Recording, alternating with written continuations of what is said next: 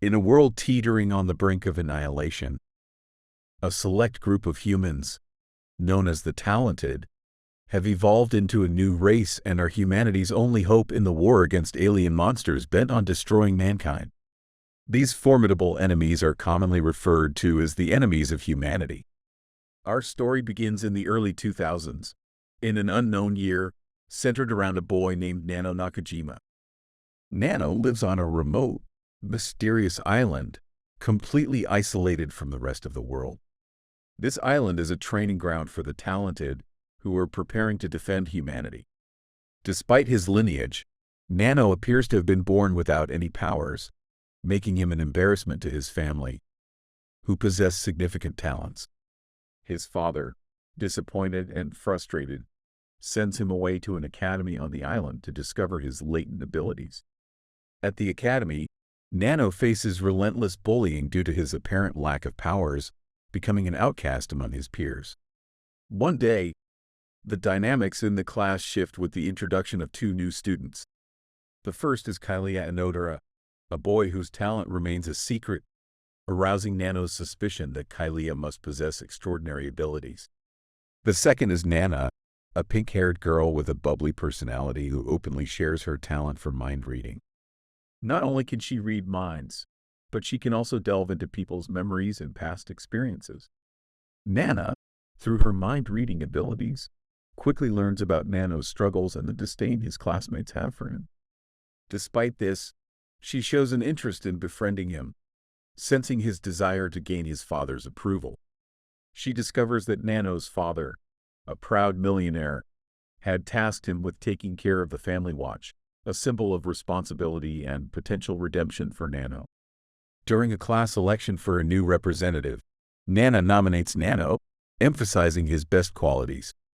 However, two popular students, Mogo and Seiya, also nominate themselves, leading to a heated argument. Kailia intervenes, suggesting a duel to settle the matter. Later, Nana asks Nano to show her around the island, and as they walk, they share stories of their past lives. At one point, Nana nearly falls, but Nano saves her, hinting at a possible presence of an enemy of humanity. That night, as they walk back to their dorms, Nana brings up Nano's relationship with his father, irritating him as these are painful memories he prefers to keep private. Despite his frustrations, Nana's intentions are to help him gain confidence and leadership skills. The next day, Mogo, a fire brute, and Seiya, an ice wizard, engage in a duel for the class representative position. Seiya ultimately wins, but Mogo, humiliated, launches a massive fireball in anger. Nano, in a moment of bravery, steps in and nullifies the attack, revealing his hidden talent to nullify others' powers. This unexpected revelation shocks his classmates, earning him newfound respect and the position of class representative. Grateful for Nana's support, Nano meets her on a mountainside to thank her. Their conversation shifts to the enemies of humanity, and Nana's demeanor darkens. She suddenly pushes Nano off a cliff. Clinging to a thin rope, Nano demands an explanation. Nana reveals a shocking truth. She is not part of the talented but a normal human sent to infiltrate and eliminate them. She explains that the so-called enemies of humanity, the alien monsters, do not exist. Instead, the talented are the real threat. 5 years prior, normal humans grew weary of the talented, who began using their powers for personal gain rather than for the greater good. This misuse of power led to a war, which the normal humans won. The surviving talented were isolated on remote islands, misled to believe they were training to fight non-existent enemies. Nana was sent as part of a covert operation to identify and eliminate the talented before they could fully develop their abilities. Despite lacking powers, her superior intelligence and keen judgment made her the perfect infiltrator. Nano, bewildered and betrayed, hangs precariously from the cliff, realizing the grim reality of his existence and the island's true purpose. With her exceptional deductive abilities and high IQ, Nana convinces the other students that she has the talent to read minds, allowing her to blend in seamlessly with the talented. Her mission, assigned by human headquarters, is to identify and eliminate as many of these talented individuals as possible. Having already eliminated Nakajima, Nana sets her sights on her next targets. The following day, the class heads to the lake, where Nana witnesses Seiya's formidable freezing abilities as he freezes the entire lake within seconds. Impressed by the thickness of the ice, Nana calculates that it will take at least 5 days to melt. Later in class, Nana sits with Seiya to gather more information about his talent. Meanwhile, Mogo bullies another student, but unexpectedly gets knocked down by Shibusawa, a student with the power to manipulate time. Seiya explains to Nana that Shibusawa might be the most powerful in the class, as he can stop, rewind, and fast forward through time, altering future scenarios. Nana marks Shibusawa as her next target, knowing his powers could thwart her mission. She befriends him, pretending to have a crush on him to extract more information about his abilities. She learns that Shibusawa can only go back 24 hours in time, with extended trips making him extremely tired. Nana devises a plan to eliminate him. As Nana and Shibusawa talk, Kiyoya, the mysterious white-haired student who joined the class the same day as Nana, interrupts their conversation. Kiyoya's talent remains a secret, and he interrogates Nana about Nakajima's disappearance. Nana deflects suspicion by accusing Kiyoya of being an enemy of humanity for not revealing his powers. Shibusawa, infatuated with Nana, supports her, and Kiyoya walks away to avoid further suspicion. Shibusawa, now worried about Nakajima's disappearance, offers to help Nana find her friend, unaware of her true intentions. Nana manipulates Shibusawa into using his powers to go back to the moment the lake was frozen by Seiya, trapping him under the ice for 5 days, effectively eliminating him. Nana's only remaining obstacle is Kiyoya, who has already started to suspect her. She needs to uncover his real talent to find a way to dispose of him. Nana begins to follow Kiyoya around the school and discovers that he has been feeding a kitten in the janitor's shed, using heated milk from the cafeteria every day at lunch. Under the guise of wanting to be his friend, Nana approaches Kiyoya again. He invites her to his room, which resembles a library rather than a typical boy's bedroom. Nana notices labels on all his food and groceries, indicating that he has no sense of smell. She also deduces that Kiyoya might see in black and white, as he keeps expiry dates on everything. While playing video games together, Kiyoya reveals that he has a younger sister who was also talented and sent to the island. But he never heard from her again. His goal, besides studying the enemies of humanity, is to find out what happened to her. He believes that solving Nakajima's disappearance will lead to answers about his sister. Kiyoya asks Nana to accompany him to the scene of Nakajima's disappearance and interrogates her again. Nana, feeling cornered, tries to make Kiyoya reveal more about himself. She claims he is scaring her and asks him directly about his talent. However, Kiyoya turns the tables, doubting Nana's claimed ability to read minds, as she still hasn't figured out his talent, which he constantly thinks about. But since Kiyoya doesn't have enough evidence that she isn't talented or proof that she was involved in Nakajima's disappearance that night, he can't incriminate her yet. So he lets it go for now and asks Nana if they should become friends, to which she agrees. The next day, Nana prepares a trap for Kiyoya. Knowing his daily routine of feeding the cat during lunch break, she turns on the gas inside the shed. She rigs it so that when he turns on the stove, the entire shed will explode. When Kiyoya enters the shed, he can't smell anything and turns on the stove, causing a massive explosion. Nana approaches the seemingly burned corpse of Kiyoya, pretending to be innocent and offering to send for help. To her shock, a half-dead Kiyoya grabs Nana's leg, revealing his power, immortality. No matter what anyone tries, killing him is impossible. Kiyoya, realizing Nana was the first to arrive at the scene, becomes suspicious of her. However, he admits he may have taken things too far and apologizes, suggesting they can still be friends. Nana, needing to remove suspicion from herself, devises another plan. Later that day, Nana meets Michiru, a kind-hearted but clumsy girl whose ability is to heal anyone using her saliva. Nana befriends Michiru by helping her with class bullies, but her real motive is to use Michiru in her next plan. That night, Nana stabs herself, knowing Michiru will save her. When Kiyoya arrives at the scene, Nana claims an invisible enemy of humanity attacked her. Kiyoya, skeptical but without evidence, lets it go. The next day, the class concludes Nakajima was killed by an enemy of humanity, and they need a new class representative. Nana gains their confidence by surviving an enemy attack and is chosen as the new class leader. Her first command is to order a specific student to document everyone's abilities, claiming they need to prepare for an imminent attack. This backfires when Tsunakichi, a boy who can see into the future through photographs, shows Nana photos predicting their next few hours. Tsunakichi reveals his power to Nana and shows her photos proving she killed Nakajima and trapped Shibusawa under the lake. Knowing he's at risk, Tsunakichi blackmails Nana, demanding she be his girlfriend in exchange for his silence. She reluctantly agrees and spends the night with him, observing how his power works. She hides a photo she doesn't want him to see. The next day, Tsunakichi notices a missing photo and accuses Nana. The missing photo, found in Nana's pocket, shows Tsunakichi winning a fight with her. Nana had hidden this photo to make him believe she was in control.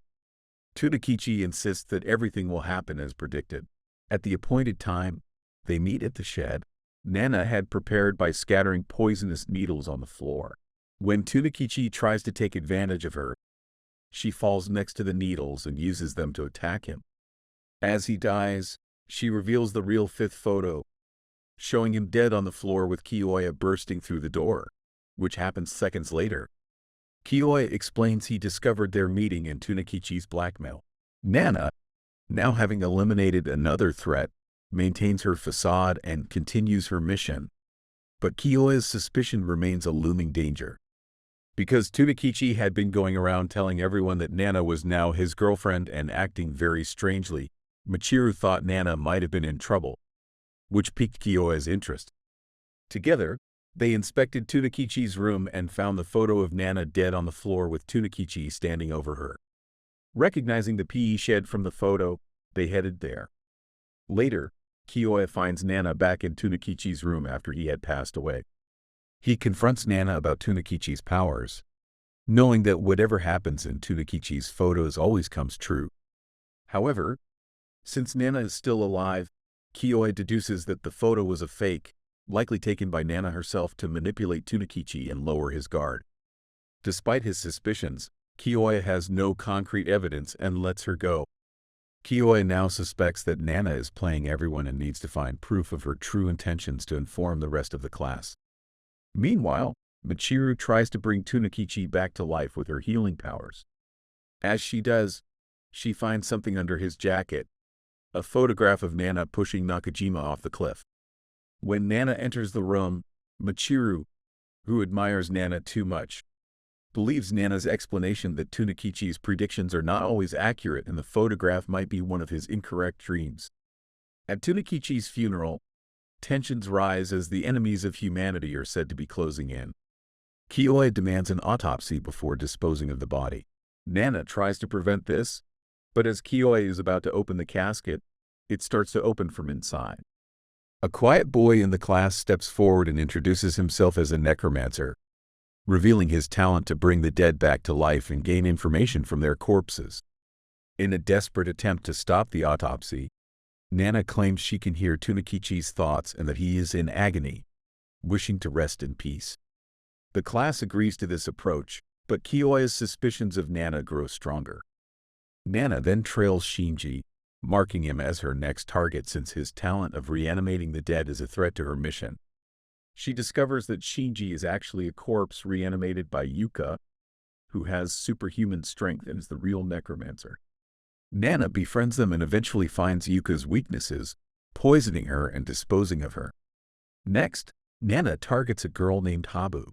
She finds Habu in the forest and demands her phone's passcode in exchange for an antidote to the poison she pricked Habu with. Habu gives the code, but Nana leaves her to die. She then uses Habu's phone to poison Kaori's contact lenses, resulting in Kaori's death later. Nana takes Kiyoya, Michiru, Seiya, and Mogu into the forest, explaining how Yuka was the real necromancer and had reanimated Shinji's body out of love. Nana claims Yuka regretted her actions and killed herself. Kyoa's suspicions grow, but Michiru and other classmates still trust Nana. In the dormitories, the group hears a scream and finds Kaori dead. Kyoa investigates and concludes Kaori was poisoned through her contact lenses. Michiru mentions Habu's poisoned saliva talent, making Kyoa suspect Habu. However, after going through Kaori's phone, Michiru tells Kyoa that Kaori and Habu last spoke when they were in the forest with Nana. Convinced Nana is the culprit, Kyoa tells some classmates. But after searching Nana and not finding the phone, he apologizes. Nana claims to hear Habu's spirit, convincing some classmates she is innocent. That night, Michiru sees Nana on lookout duty and offers to take over.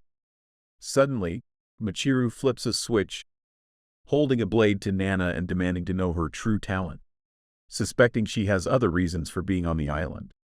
Nana quickly disarms her and wounds her hand.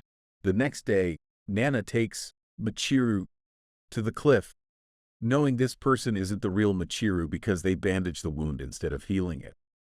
Michiru then shape-shifts into a man named Jean, who reveals he used to attend the school. He takes Nana to his secret cave and offers her coffee.